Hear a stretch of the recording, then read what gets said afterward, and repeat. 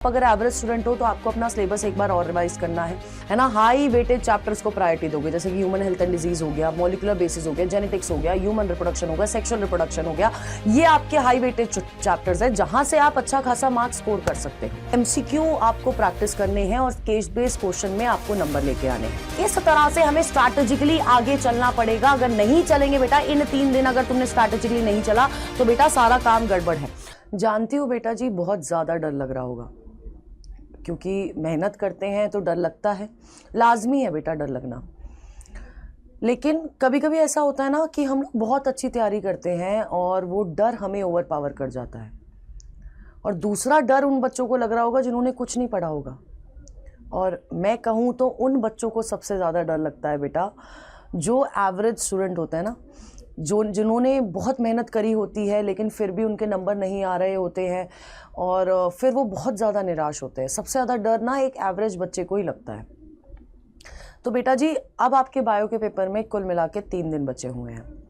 इन 3 दिन आपको बहुत स्ट्रैटेजिकली चलना पड़ेगा। अगर आप स्ट्रैटेजिकली नहीं चलते हो ना बेटा तो चीज़ गड़बड़ा जाएंगी, और अगर गड़बड़ाई तो आपकी परसेंटेज भी गड़बड़ा जाएगी। और अगर आप लोग ऐसे कोर्सेज के लिए जा रहे हो जहाँ पर परसेंटेज मैटर करती है तो आपके लिए दिक्कत हो जाएगी। अब बेसिकली 3 दिन बचे हैं। इन 3 दिन हमें किस तरह से अपने इस डर को ओवर पावर करना है, किस तरह से आगे काम करना है, क्या पढ़ना है, कैसे पढ़ना है, ये सब मैं आपको इस वीडियो में बताऊंगी। एंड मैं आपको सच्ची बोल रही हूँ, अगर आपने फॉलो कर लिया तो अगर आप एक एवरेज बच्चे हो तो आप अबव एवरेज स्कोर कर पाओगे। और अगर आपने कुछ नहीं पढ़ा ना बेटा, कुछ नहीं पढ़ा है, तो आप एवरेज स्कोर ज़रूर लेके आ जाओगे। क्योंकि मैं नहीं बोल सकती यार 3 दिन में ऐसा कोई चमत्कार नहीं हो जाएगा कि आपने साल भर नहीं पढ़ा, अभी भी नहीं पढ़ा और इन 3 दिन के भरोसे बैठे हो। ठीक है, तो मैं आपको बताऊँगी सबसे पहली चीज़, यार आपको अपना सिलेबस रिवाइज करना है। आप अगर एवरेज स्टूडेंट हो तो आपको अपना सिलेबस एक बार और रिवाइज करना है। और अगर आपने कुछ नहीं पढ़ा है बेटा तो आपको अपना सिलेबस एक बार तो दोबारा पढ़ना पड़ेगा। कुछ भी हो जाए, अगर आपको नॉर्मल स्कोर भी लाना है ना तो भी आपको पढ़ना पड़ेगा।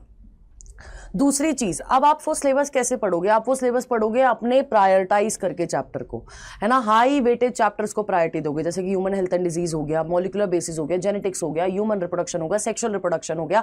ये आपके हाई वेटेज चैप्टर्स है जहां से आप अच्छा खासा मार्क्स स्कोर कर सकते हो। ठीक है। तीसरी चीज, एमसीक्यू आपको प्रैक्टिस करने हैं और केस बेस्ड क्वेश्चन में आपको नंबर लेके आने हैं। ये 2 ऐसी केसेस हैं जहां पर हम लोग अपनी अपॉर्चुनिटी ग्रैब कर सकते हैं, जहां पर हम अपने नंबर बढ़ा सकते हैं।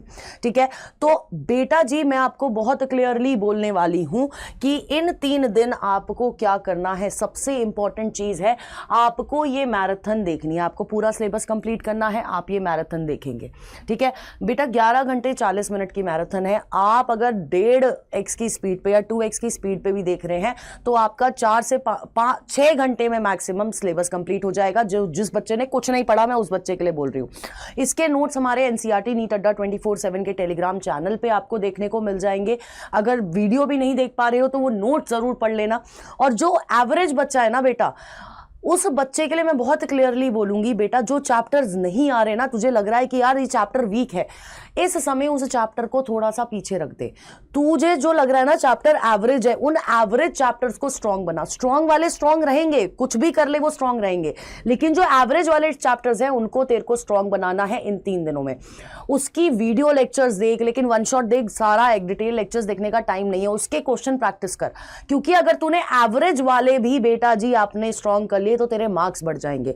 अब जो सबसे वीक चैप्टर है ना, उसमें से अगर तेरे पास टाइम है, तू टाइम इतना निकाल पा रहा है और अपना टाइम इतना पढ़ाई में दे पा रहा है, वीक वाले चैप्टर में से ये देख कि कौन सा पोर्शन है जो तू कवर कर सकता है ना। कौन सा पार्ट है जिससे सबसे ज्यादा हाई वेटेज क्वेश्चन आते हैं। फॉर एग्जांपल तुम्हें ह्यूमन रिप्रोडक्शन बिल्कुल वीक है, अब उसकी मेंस्ट्रुअल साइकिल से सबसे ज्यादा क्वेश्चन आते हैं, तो मेंस्ट्रुअल साइकिल पढ़ ले, है ना। तो इस तरह से हमें स्ट्रैटेजिकली आगे चलना पड़ेगा। अगर नहीं चलेंगे बेटा, इन 3 दिन अगर तुमने स्ट्रैटेजिकली नहीं चला तो बेटा सारा काम गड़बड़ है।